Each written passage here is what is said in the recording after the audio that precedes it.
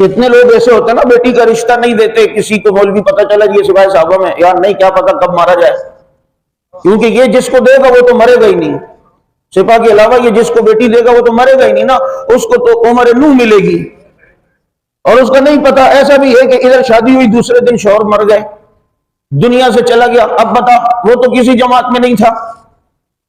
ये जो हमारे अंदर बात आ गई, वो इसीलिए अल्लाह के नबी सल्लल्लाहु अलैहि वसल्लम ने मना फरमाया इस चीज से, यार अगर यूं हो जाता तो शायद बच जाता, अगर वो यूं कर लेते तो शायद बच जाता। अगर किसी की अजल आ जाए उसके बाद इस तरह के तबसरे करने से भी अल्लाह के नबी ने मना किया है कि जनाब ये वक्त मुकर्रर था, ला यस्तगफिरून साअतन वला यस्तक़दिमून पर हमारा ईमान है, ये चीज मुकर्रर थी, इसी वक्त होनी थी और होनी थी। ये देखो कि सादत के साथ गया है या बदबख्ती के साथ गया है। बदबख्ती के साथ गया है तो फिर सोचना पड़ेगा, बहुत कुछ इबरत के लिए रखा हुआ होगा।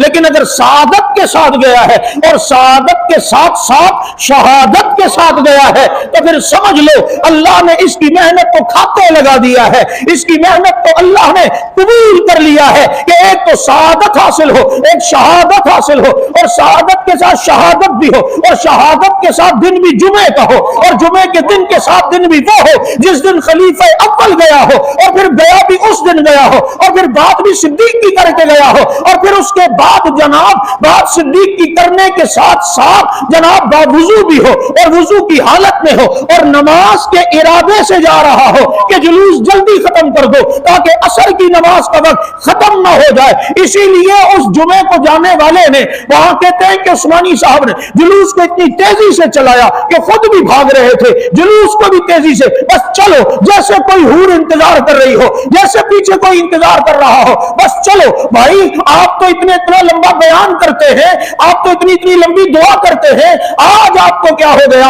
आपने आज जुलूस के बाद बयान भी नहीं किया, तब बस बयान अब तुम लोग किया करोगे। साथी कहते हैं, ये कह रहे हैं कि अब बयान तुम लोग किया करोगे। दुआ के लिए कहा तो दुआ भी आज मुख्तसर, सिर्फ 2 जुमलों की दुआ, अल्लाह जिंदगी सादत वाली, वक्त आए तो मौत मंजूर और मकबूल शहादत वाली। जुमे की एक घड़ी ऐसी होती है उस वक्त वो जबान से निकले अल्लाह कबूल करता है। 20 मिनट नहीं हुए, दुआ कैसे अर्श पे पहुंची है। अभी उस्मानी घर पे नहीं पहुंचा, दुआ पहले अर्श पे पहुंच गई है। अभी उस्मानी वहां नहीं गया, दुआ पहले आसमानों पे पहुंच चुकी है। और फिर ये सारी शहादत के साथ ये सादतें समेट कर अपनी दुनिया छोड़कर सहाबा इकराम के दामन में जा पहुंचा है। तो मुझे बताना, इन्नमल अमालु बिल खवातीम, अमाल का दारो मदार खात्मे पर है। जिसका अमल आखिर वक्त में भी सहाबा की अजमत के लिए हो, इसे कबूल नहीं कहते तो किसे कबूल कहते हैं? इस्लामाबाद का एक और दूल्हा जिसे मौलाना मसूद रहमान उस्मानी कहा जाता है, इरादा भी था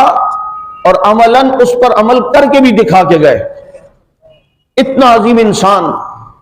और मैं वहां जो गया, उनके घर वालों ने बताया कि हजरत की चूंकि 1 हफ्ते बाद रुखसती भी होनी थी, तो नया सूट बनवाया हुआ था सफेद। उस दिन जुमे को कहते हैं वो सूट दो। बच्चों ने कहा वो कुछ दिन बाद रुखसती, कहा नहीं इसी दिन पहनूंगा आज। तो रुखसती का सूट पहनकर रुखसत हो गया।